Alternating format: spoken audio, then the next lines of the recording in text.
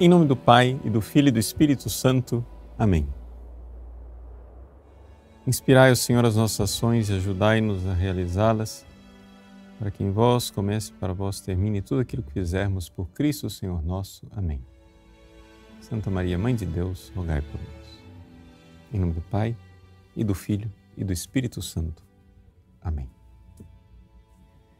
Muito bem, estamos no nosso curso de Cristologia. Vimos a identidade de Jesus, mistério da encarnação, agora a obra salvífica de nosso Senhor, o mistério da cruz, mas que também pode ser chamado de mistério pascal, não é? Porque toda a realidade da paixão, morte e ressurreição de Jesus é uma realidade que tem uma grande unidade. E essa unidade é a unidade de causa e efeito. Ou seja, através da sua entrega obediente na cruz, através do seu amor avassalador por Deus e pelos homens, Jesus mereceu não somente a nossa salvação, mas a sua própria glorificação. Ou seja, como Jesus diz no Evangelho de São João, ninguém tira a minha vida, eu a dou por mim mesmo. Nós vimos na aula passada essa realidade do total domínio que Jesus tinha sobre a realidade da sua alma e do seu corpo.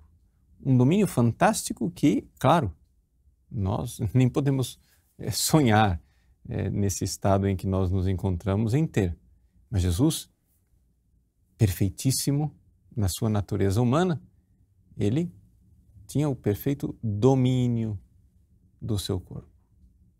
De tal forma que, por livre decisão de sua vontade, ele vivia a sua vida na forma de servo, sem aparecer a glória evidente que estava nele, vivendo, sofrendo as nossas misérias, uma vida igual a nós em tudo, exceto no pecado, mas isso em plena consciência desta doação, deste ato de amor constante.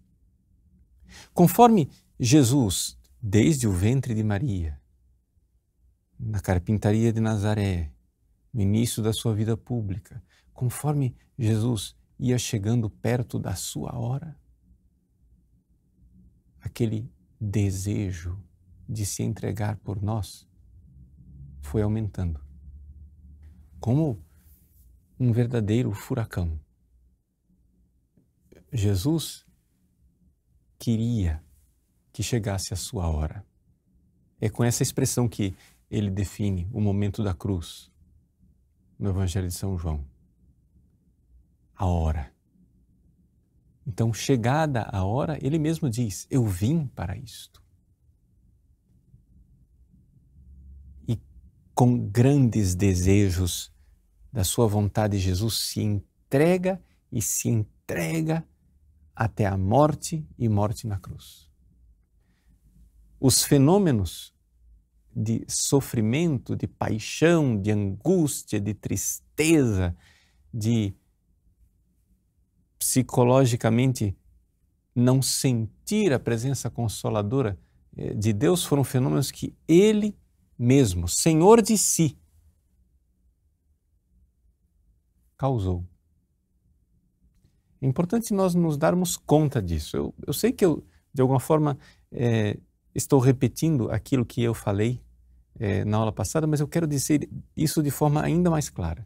Veja, se você pega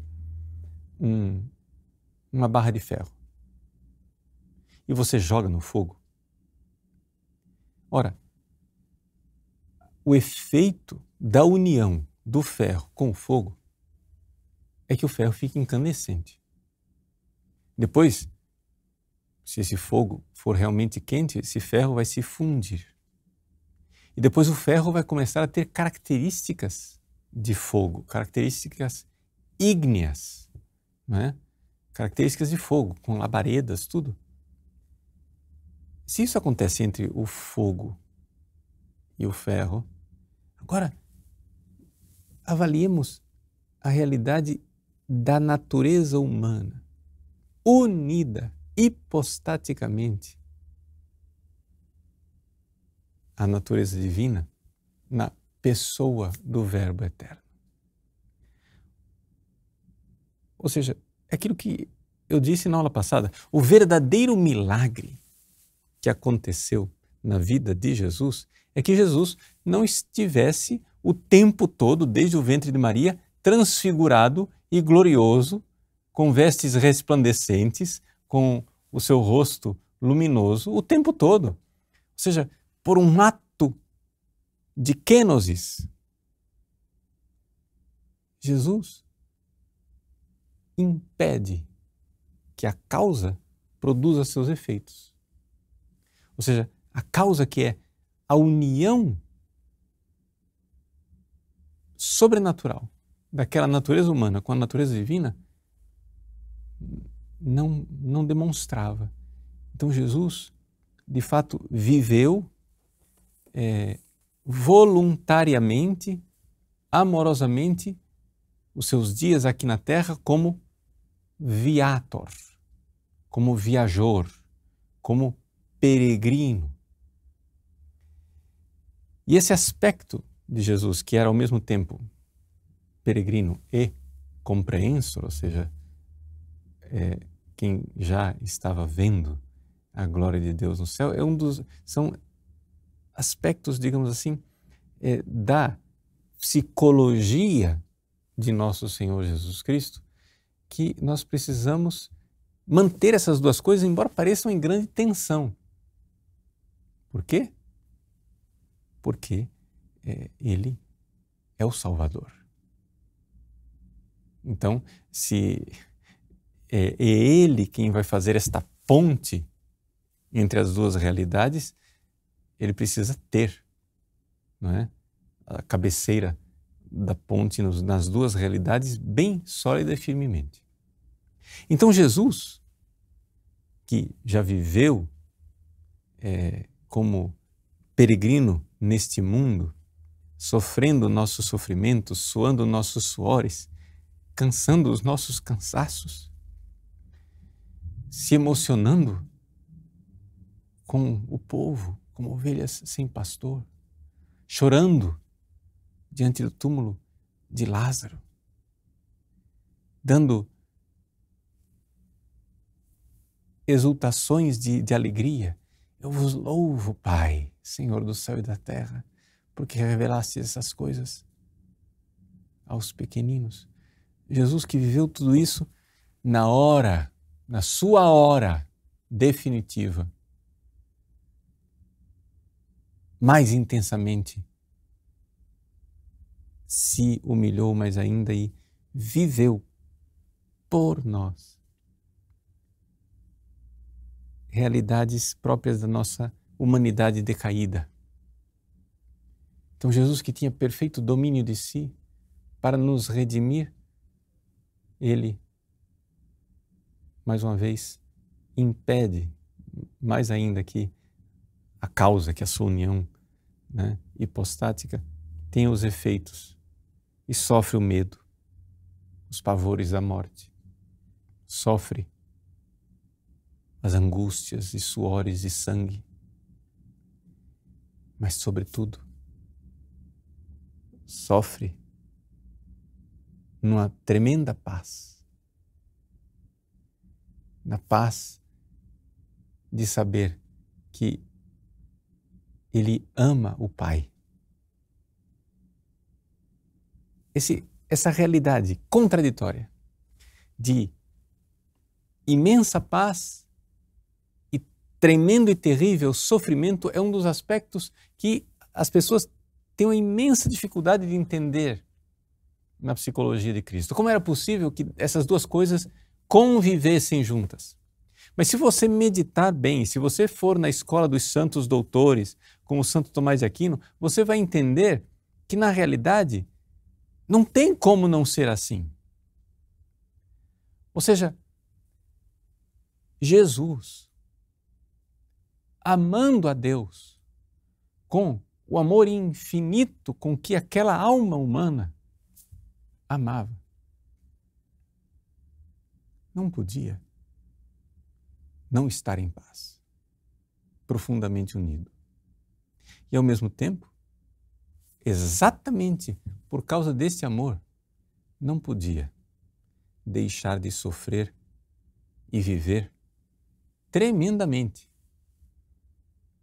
a realidade do pecado, da tristeza e da dor, das ofensas a Deus. Vejam, somente os grandes santos sabem realmente o que é o pecado. Ou seja, o diabo e seus demônios não sabem realmente o que é o pecado. Os pecadores, como a gente mesmo experimenta no dia a dia, os pecadores não sabem o que é o pecado. Somente almas que amam a Deus como os santos sabem o que é o pecado. Sabem a dor, a ofensa, a tragédia do pecado. Porque é necessário um grande amor para saber o que é a ofensa do pecado. Ora, se é assim com os santos, nosso Senhor Jesus Cristo, então, sabia, vivia e tinha diante de si com toda clareza a tragédia, a tristeza e a dor do pecado. Então, no seu tempo de viajor, de peregrino neste mundo, Jesus viveu a grande paz e o grande tormento. A grande paz de quem ama a Deus e está unido a Ele e o grande tormento de quem vê o pecado e a ofensa a Deus. Mas não somente isso.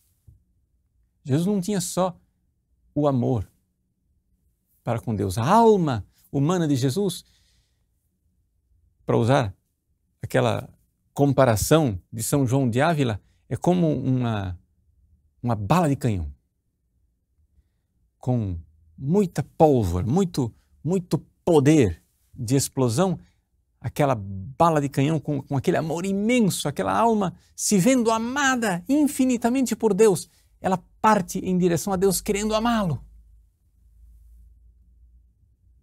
E quando chega em Deus, a alma bendita de Nosso Senhor vê que Deus quer a nossa salvação. Então, imediatamente, como um revérbero deste amor, essa bala ricocheteia na direção da humanidade para nos amar, para nos salvar, como sendo a sua única razão de ser. Com toda a verdade do seu coração, a alma bendita de Nosso Senhor nos amou. E aqui então também, grande paz, grande alegria. Alegria de nos amar. De nos amar por saber que esta era a vontade de Deus. E Ele em tudo conforme à vontade de Deus, na sua vontade humana, só queria nos amar. Ele nada antepôs a nós. Nós éramos o seu tudo. Porque por querer amar a Deus, Ele não queria outra coisa a não ser amar e salvar a nós, pobres e miseráveis seres humanos. Mas se este grande amor pela humanidade deu ao coração bendito de nosso Senhor Jesus Cristo grande paz, também lhe deu grandes sofrimentos. Por quê? Por ver as almas se perdendo. Por ver os seres humanos ingratos voltados de costas para o amor, o tão grande amor com que Deus nos amou. A alma bendita de nosso Senhor nos amou e recebeu a grande alegria de amar, porque existe uma alegria no amar, mas também viveu a grande tristeza da nossa ingratidão. Vejam, se nós pararmos para pensar nesta realidade do amor a Deus e amor aos seres humanos, então não fica difícil de entender aquilo que nós apresentamos na aula passada, que parece tão complexo teologicamente, tão esquemático, talvez abstruso, uma coisa muito fora do comum. Não, é a coisa mais natural que seja assim. Então, nosso Senhor Jesus Cristo, na cruz, viveu a mais perfeita paz no fundo da sua alma e o mais tremendo e inimaginável sofrimento que um ser humano possa viver aqui nesse mundo. Pois bem, eis aí a alma bendita do nosso Salvador. Neste mistério da cruz, Jesus então se entregou a Deus. Se entregou num ato supremo de amor. Ninguém tira a minha vida. Chegou a hora de morrer, tudo está consumado. Pronto, morreu. E então, nos diz a carta de São Pedro e a tradição da igreja, nos coloca no credo, né? Jesus desceu à mansão dos mortos, descendit ad inferos, ou seja, as religiões inferiores, ou seja, o lugar onde estavam os justos aguardando o Salvador.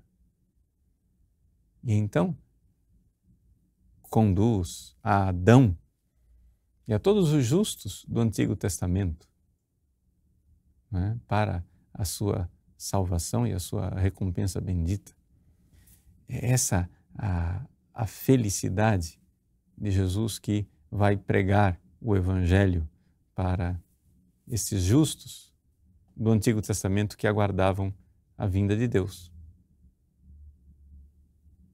E então aconteceu o maravilhoso mistério da ressurreição.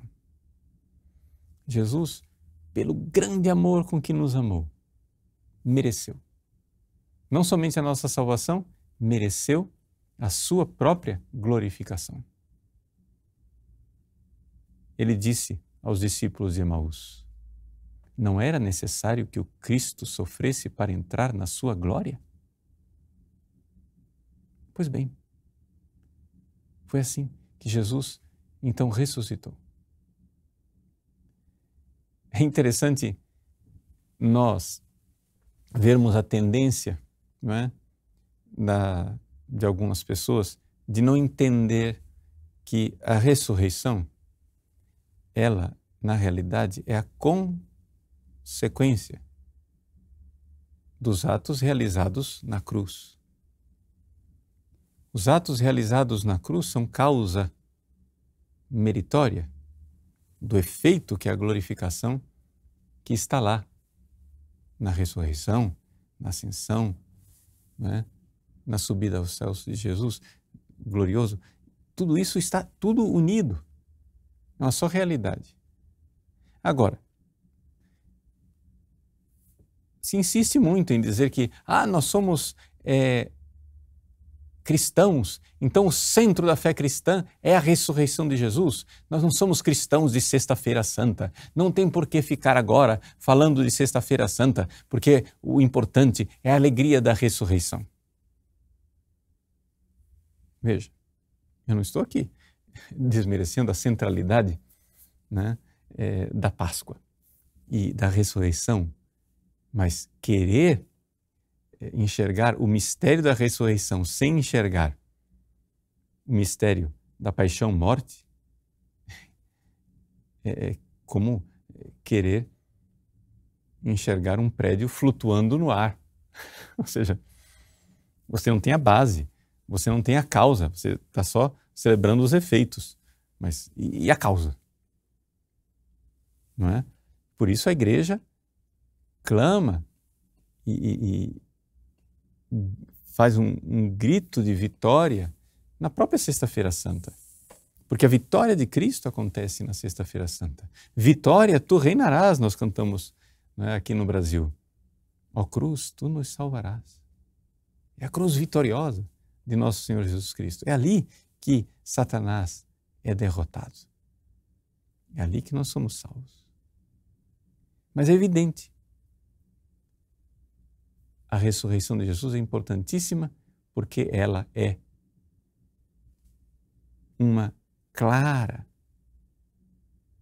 realidade histórica que nos mostra que a nossa fé não é sem fundamento. São Paulo mesmo nos recorda que se Cristo não ressuscitou, é vã a nossa fé. E os próprios inimigos de Cristo, tão logo ele morreu na cruz, logo notaram que a ressurreição seria para os cristãos um baluarte de fé, um baluarte da pregação evangélica. E por isso mandaram guardas para vigiar o sepulcro de nosso Senhor.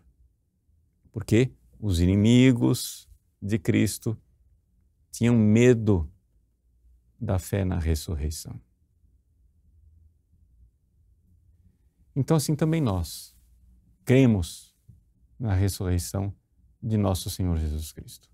Mas dentro desse mistério de fé extraordinário, nós não podemos separar cruz e ressurreição. O relato mais antigo que nós temos da ressurreição de Jesus nos diz isso. Vejam o que diz São Paulo aos Coríntios, no capítulo 15. Irmãos, quero lembrar-vos do evangelho que vos anunciei e que recebestes e no qual estáis firmes. Pois por ele sois salvos, se o estáis guardando tal qual ele vos foi anunciado. A menos que tenhais abraçado a fé em vão. Aí vem. Esses versículos que eu vou ler agora são o mais antigo relato da paixão, morte e ressurreição de nosso Senhor Jesus Cristo, do qual nós temos notícia. São Paulo, 1 Coríntios 15, está escrevendo isso mais ou menos pelo ano 55 depois de Cristo. Os evangelhos provavelmente não estavam escritos ainda. Vamos ouvir o primeiro relato da ressurreição, da morte e ressurreição. Ele diz, de fato, eu vos transmiti, antes de tudo, o que eu mesmo recebi. Veja, não existe Bíblia, não existe Novo Testamento. O que é que estava escrito do Novo Testamento a essa altura? As cartas aos Tessalonicenses, aqui estamos na 1 Coríntios ainda, e basta, e mais nada estava escrito. Não havia escritura do Novo Testamento, mas já havia tradição. Olha o que São Paulo diz, né? Paredokagar, humin, hoprotos, hokai, parelabon. Ou seja, eu dei em primeiro lugar a vocês, em primeiro lugar, em protos, hokai, parelabon. Ou seja, aquilo que eu recebi. É importante isso, né?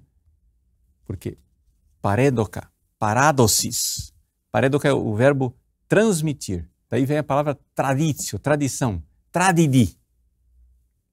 Eu dei na tradição. Já tem tradição, estamos no ano 55. Não tem Novo Testamento, mas tem tradição, senhores protestantes. Eu transmiti. A tradição que eu dei a vocês é aquilo que eu recebi. Aí vem.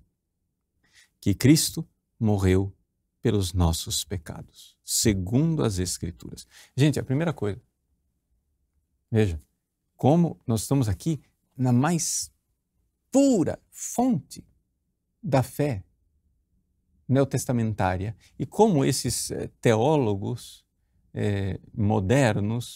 modernistas, não entendem o Novo Testamento. Ou seja, Jesus está dizendo, São Paulo está dizendo que Cristo morreu pelos nossos pecados, né? Apethanen hypertonamartion hemon. Ou seja, por causa de, propter. A finalidade da morte de Jesus foi por causa ton hamartion hemon, pelos pecados nossos. Ou seja, não aconteceu um caso fortuito, não é? Jesus não é um rabino pregador que deu tudo errado e foi colhido de surpresa. E São Paulo não diz somente que Cristo morreu por nossos pecados. São Paulo acrescenta que tudo isso estava previsto, tudo isso era um desígnio divino, porque estava nas Escrituras. Kata tas grafas, conforme as Escrituras. E aí ele diz, versículo 4, foi sepultado e ao terceiro dia foi ressuscitado segundo as Escrituras. E apareceu a Cefas, e depois aos 12. Mais tarde, apareceu a mais de 500 irmãos de uma vez. Desses, a maioria ainda vive e alguns já morreram. Depois apareceu a Tiago, e depois a todos os apóstolos. E por último apareceu também a mim, que sou como um nascido fora de tempo. Com efeito, eu sou o menor dos apóstolos, nem mereço o nome de apóstolo, pois eu persegui a igreja de Deus. É pela graça de Deus que eu sou o que sou. A sua graça em mim não foi em vão. A prova que tenho trabalhado mais do que todos eles, não propriamente eu, mas a graça de Deus comigo. Portanto, é isso que tanto eu como eles temos anunciado. E é essa a fé que abraçastes. Então esses são os nossos trabalhos, gente. São Paulo aqui, evidente, campeão desses trabalhos, mas para transmitir esta fé. Esse é o relato mais antigo, a ressurreição de Jesus, mas a ressurreição de Jesus que não pode ser anunciada sem dizer, ele morreu por nossos pecados. Foi sepultado, ressuscitou ao terceiro dia, conforme as Escrituras. E apareceu para essas testemunhas benditas, e é nessa fé apostólica que nós cremos. No dia de Pentecostes, quando o Espírito Santo é derramado abundantemente sobre os apóstolos, São Pedro sai e anuncia pela primeira vez para aquele povo de Jerusalém a boa nova, a notícia do Evangelho, da ressurreição de nosso Senhor Jesus Cristo. Lá no Atos dos Apóstolos, capítulo 3, né? Capítulo 2 tem o anúncio, o querigma de Pedro, dizendo no dia de Pentecostes, ele diz, e a esse Jesus Deus ressuscitou e disso nós todos somos testemunhas. E agora, exaltado à direita de Deus, ele recebeu o Espírito Santo que fora prometido pelo Pai e o derramou, como estáis vendo e ouvindo. Gente, que coisa extraordinária, extraordinária. O primeiro anúncio. E aí, passado um tempinho, São Pedro anunciando lá no templo, ele diz o seguinte, o que é uma expressão linda, fantástica. Ele diz o seguinte, aquele que conduz à vida, aquele que é o princípio da vida, no original grego, está falando de Jesus, vós o matastes, mas Deus o ressuscitou dos mortos. Que expressão fantástica, né? Tonde archegon tes zoes. Archegon. O arché é o princípio. O archegon, aquele que é o princípio da vida, o principiador da vida, tes zoes, que é o princípio da vida eterna. Jesus é a vida. Eu sou o caminho, a verdade e a vida. Vós matastes a vida. Vós matastes a vida. Mas Deus o reergueu dos mortos. Hotheos egeiren ek nekron. E nós somos testemunha. Martires esmen. Mártires. Nós somos mártires disto. Essa é a nossa fé, meus queridos. Essa é a nossa fé. Ele, quando nós dizemos que Jesus vive, muitas vezes as pessoas que não têm fé não compreendem o que quer dizer que Jesus vive. Ah, Jesus vive porque ele vive nas nossas lembranças e memórias, ele vive porque a sua causa ainda está viva. Eu continuaria acreditando na ressurreição de Jesus, mesmo que encontrasse o seu cadáver? Meus queridos, nada disso é a fé da igreja. O sepulcro vazio é um fato historicíssimo. Não é uma invenção. Esse é o princípio da nossa fé. Dizer que Jesus vive é dizer que aquela criança que um dia Maria carregou nos braços é a própria vida. E a morte não podia matar a vida.